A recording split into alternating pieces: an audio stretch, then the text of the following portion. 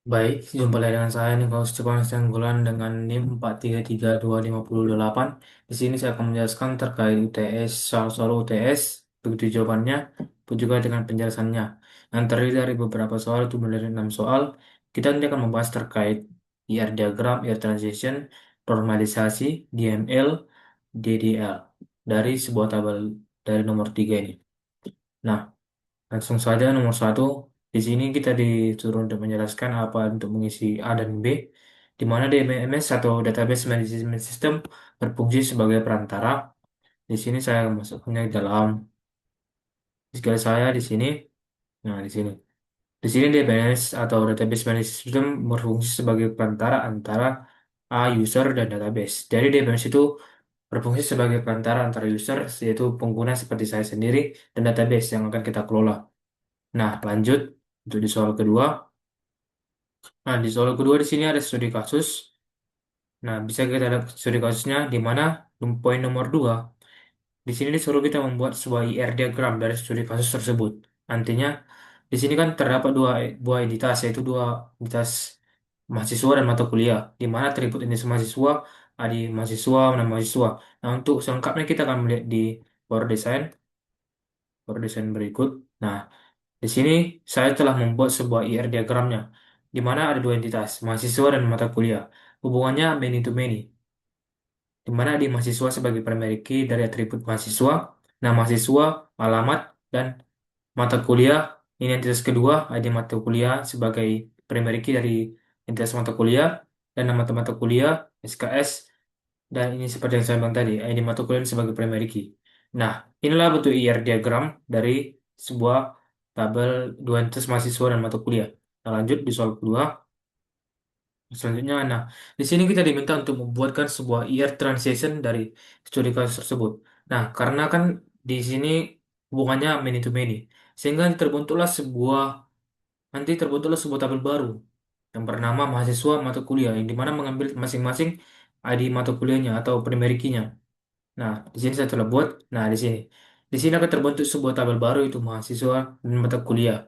Ini sebuah relasi dari antara mahasiswa dan mata kuliah. Terbentuklah sebuah tabel baru yang dimana mengambil masing-masing primary key dari setiap-tiap entitas. Nah, lanjut untuk soal selanjutnya.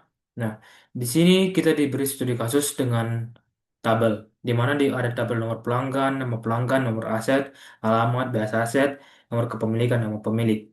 Nah, untuk soal selanjutnya, dari studi kasus, apakah tabel sudah normal? Nah, di sini kan masih ada perulangan nih, dan masih ada berketergantungan, yang belum primary key pun berketergantungan.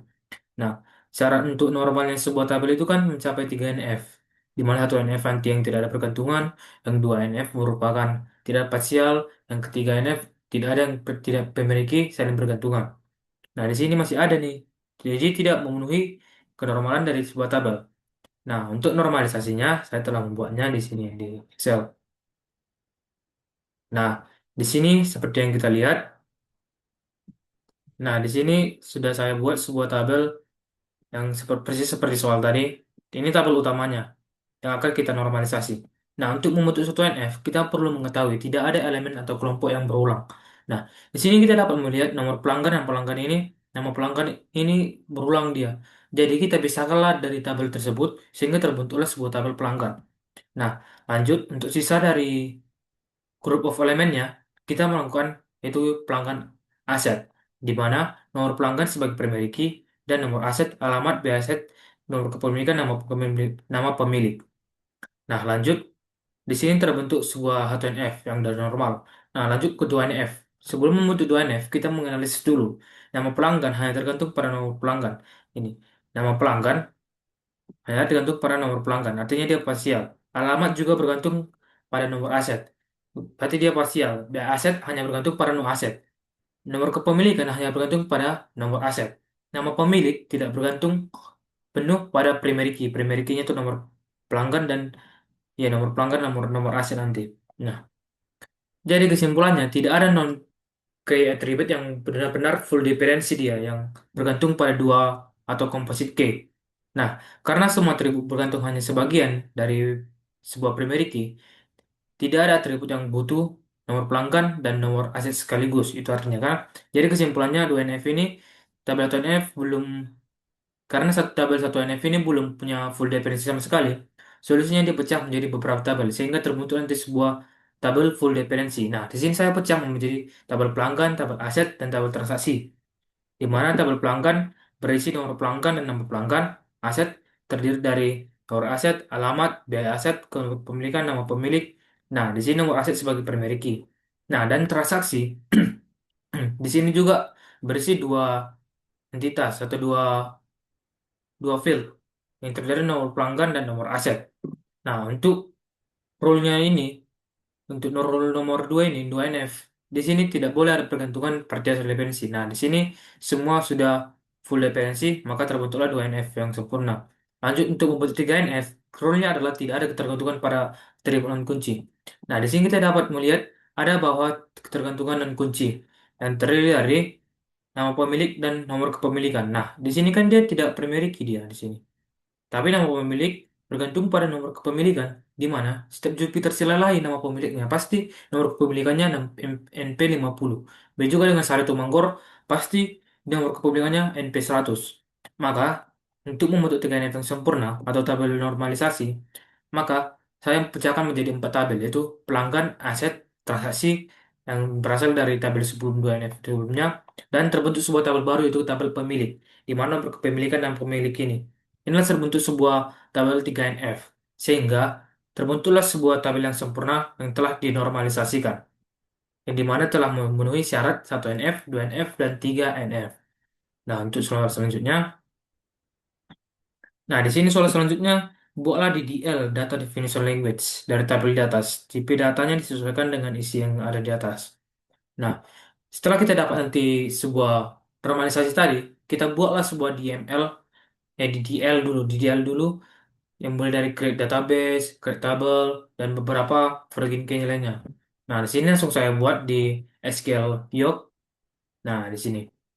Di sini menjawab hal nomor 5, yaitu DDL, Data Defined Language, di mana kita buat dulu tabel database-nya. Kita buat dulu database-nya. Nah, di sini sudah terbuat, dan kita memakai database-nya. Nah, maka kan terpakai database-nya. Nah, kita buat dulu, kan di sini belum ada nih tabel. Nah, belum ada tabel. Kita buat dulu create tabel pelanggan sesuai dengan yang telah kita ternormalisasikan tadi. Create tabel pelanggan. Nah, maka kan tercreate sebuah tabel pelanggan nanti. Nah, maka di sini kita buat lanjut create tabel pemilik. Nah, udah berhasil create tabel aset.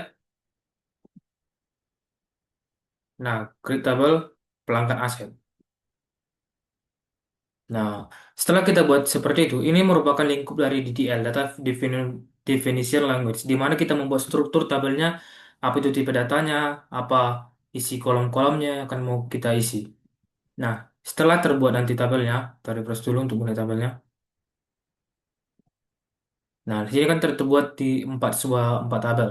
Nah, lanjut, di sini soal berikutnya, kita diminta untuk membuat sebuah membuat sebuah DML, Data Manipulation Language, berupa insert data. Jadi kita menginsert data sesuai dengan data-data yang kita normalisasikan tadi ke dalam tabel yang telah kita buat di DL, di DDL.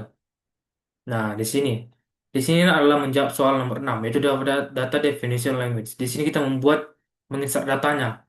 Nah, langsung saja kita masukkan insert into pelanggan, di mana tabel pelanggan tadi berisi aturan NF kan, berisi yang tidak berulang, yaitu P001, Rentas Temorang, dan P002, Badia Huta Julu. Nah, ini dia.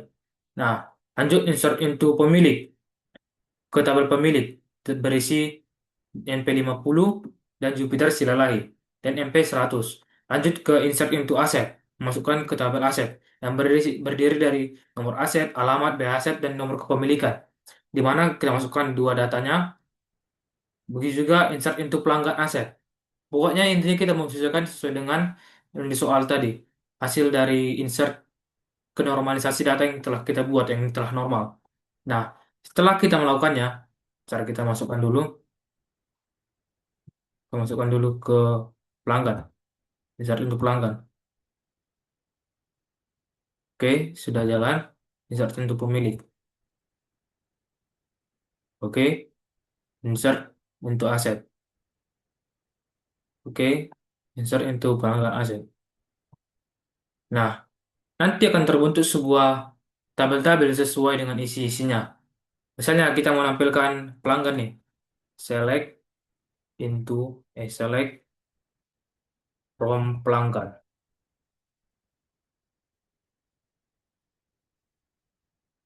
Kita buat jalan kuliahnya.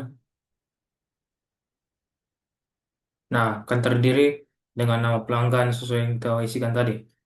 Nah, untuk menampilkan kembali data seperti tabel di awal, yang telah kita lakukan tadi semua yang intinya menampilkan tabel seperti yang di awal, tabel keseluruhan, digunakan operasi join antar tabel di mana kita memilih nomor pelanggan, nomor aset, alamat. Nah, kita ketika kita jalankan ini, ketika kita jalankan, nah akan terdiri dari tabel-tabel yang telah kita isi tadi. Nah, di sini sudah telah sempurna dia, tidak ada perulangan lagi dan memenuhi 1NF, 2NF, dan 3NF. Nah, begitulah penjelasan saya terkait video tentang menjawab soal TS sebagai referensi dari tugas-tugas saya. Nah, selanjutnya kita akan membahas terkait sebuah summary, di mana summary week 1, week 2, week 3, week 4, 5, 6, 7 dari pertemuan-pertemuan kita yang melakukan pembelajaran basis data bersama Ibu Hernawati. Nah, di sini saya akan menjelaskan terkait summary week 1. Di mana week 1 saya telah memsummarikan sesuai dengan pengetahuan saya, yaitu basis data dan apa itu data dan informasi. Saya mengetahui data itu adalah dasarnya atau basically fakta mentah, bisa berupa angka, teks, atau simbol. Nah, kalau data itu udah diolah dan punya makna buat kita, barulah jadi informasi. Jadi jika data itu udah bermakna dia atau kita olah, jadi dia sebagai informasi. Kalau jika dia berupa angka atau fakta mentah itu merupakan data. Nah, contoh simpelnya di sini saya buat nilai ujian tiap siswa itu data. Nilainya itu data. Tapi rata-rata nilai sekelas itu sudah menjadi informasi. Jadi nilai dari rata-rata itu sudah jadi informasi. Nah, lanjut ke sejarah pemrosesan data. Pemrosesan data itu berkembang dari yang paling jadul sampai sekarang. Yang dimana dulu manual, pakai kertas, file based, udah pakai komputer, database, OLP, memakai aplikasi, database warehouse, fokus ke analisis data, big data atau analisis data. Lanjut, apa itu database? Saya di sini mengetahui, sederhananya database itu kumpulan data yang tersusun rapi dan saling berkaitan, biar mudah diakses dan dikelola oleh kita. Isinya berupa tabel, skema, query, dan lain-lain, seperti struktur data juga. Nah, apa itu DBMS? DBMS itu merupakan database management system, adalah software jadi perantara antara pengguna dan database. Jadi pengguna dan database itu dihubungkan oleh DBMS. Nah, apa itu database system? Ini adalah keseluruhan sistem yang terdiri dari 4 komponen utama, mulai dari user, hardware, software, DBMS, dan data. Kenapa perlu kita memakai database? Kenapa kita perlu memakai database dan mempelajari database? Itu digunakan untuk data bisa dipakai bareng-bareng atau bisa sekali bersamaan memakainya, mengurangi duplikasi data, dan data lebih konsisten dan akurat, lebih aman karena ada kontrol akses, lebih cepat dalam pencarian update data. Nah, untuk week 2, di mana kita membahas relation dan model dan ERD. Nah, di sini saya memahami terdiri dari entity, relation table, dan jenis-jenis key, serta ER model dan jenis-jenis berdasarkan cardinality. Nah, entity. Entity itu dasarnya sesuatu yang penting dan perlu kita catat dalam database. Misalnya mahasiswa, pegawai, produk, seperti tadi itulah mahasiswa dan mata kuliah, itu termasuk entity. Nah, relation table itu relasinya sebuah hubungan, di mana ini merupakan dua dimensi yang punya aturan khusus supaya suatu tabel tersebut terjadi relasi yang baik. Harus memenuhi syarat-syarat berikut. Untuk membentuk sebuah relasi yang baik, tiap baris berisi data yang tentang satu entity. Tiap kolom berisi data tentang atribut tertentu. Tiap sel cuma boleh punya satu nilai, nggak boleh lebih atau double. Sebuah isi data dalam satu kolom harus tipe yang sama, tidak boleh yang berdua-dua tipe. Nama kolom harus unik, tidak boleh yang asal-asal tapi tidak unik. Urutan baris dan kolom nggak berpengaruh. Tidak boleh ada dua baris yang identik. Nah, untuk istilah yang sering dipakai bergantian tapi artinya sama. Nah, di sini kita perlu mengetahui dasarnya database yaitu tabel. Tabel bisa juga disebut dengan file atau data field. atau disebut juga relation. Row atau baris bisa juga disebut dengan record atau tuple, tapi paling sering disebut row atau record. Nah, untuk kolom itu bisa disebut dengan field dan atribut. Nah, jenis-jenis key terdiri dari unique key, non-unique key, composite key, coordinate key, primary key, foreign key, dan subroutine key. Nah, null value kan mari kita kita jumpai di sebuah database itu sebuah null. Nah, null itu artinya data yang belum diisi, bukan berarti nol atau spasi. Jadi itu data yang belum berisi. Nah, lanjut ke D, IR model. Entity itu objek yang dilacak dan atribut karakteristik dari entity, misalnya nama, tanggal lahir, jenis kelamin, itu termasuk dengan atribut. Identifier, atribut yang bisa mengidentifikasi identitas secara unik. Misalnya student ID atau ID mahasiswa, ID buku, itu semua termasuk identifier atau petanda dari tabel tersebut. Nah, relationship ini hubungan antara entity. Nah, jenis-jenis relasi terjadi berdasarkan cardinality, di mana one to one yaitu suatu entity bisa berhubungan dengan tempat entity lain. One to many, satu entity bisa berhubungan dengan entity lain. Nah, many to many, banyak entity bisa berhubungan dengan banyak entity lain. Seperti yang kita kerjakan tadi, itu many to many. Nah, lanjut summary back 3 atau ER translation. ER translation ini merupakan proses mengubah ERD menjadi sebuah tabel relasional atau database. Tahapan database untuk mendesain yaitu conceptual design. Bikin ERD dulu, baru kita buat ke ubah ke ERD table dan implementasi di DMS. Nah, cara transaksi relasinya terdiri dari one to many, many to many. Nah, di mana one to one itu ambil primary key dari salah satu tabel dan jadi foreign key di tabel lain. Jadi ada satu tabel dan satu tabel. Nah, bebas nih permerikinya mau pindah ke tabel, misalnya tabel mahasiswa dan tabel mata kuliah, mau kita jadikan one to one. Bebas nih, ID mahasiswa masuk ke tabel mata kuliah, pindah dia gitu. Jadi ID mahasiswa ini pergi ke mata kuliah. Nah, untuk many one to many, pergi selalu di sesi many. Artinya Virgin K yang selalu di sisi many-nya yang banyak. Nah, many to many akan terbentuk sebuah tabel baru seperti yang tadi itu mata kuliah dan mahasiswa. Nah, summary week 4 di mana normalisasi. Nah, normalisasi ini kita perlu mengetahui seperti yang kita bahas tadi, proses memperbaiki struktur tabel biar tidak ada data yang berulang di database lebih rapi dan konsisten dilakukan bertahap atau level per level sampai desain optimal. Terdiri dari 3 level, 1, 2, 3, 1NF, 2NF, 3NF. Dan tujuan normalisasi ini menghindari data ganda, error saat update, insert, dan delete. Nah, misalnya kita nih ada penyuplai data ganda. Kita mau menghapus misalnya data Niko nih. Ternyata ada di row lain memiliki data Niko juga. Sedangkan kita perlu satu. Nah, untuk mengurangi keron atau inkonsistensi data gitu, kita melakukan normalisasi data. Inilah tujuannya. Di mana level normalisasi telah kita bahas seperti tadi, terdiri dari 1NF, 2NF, dan 3NF.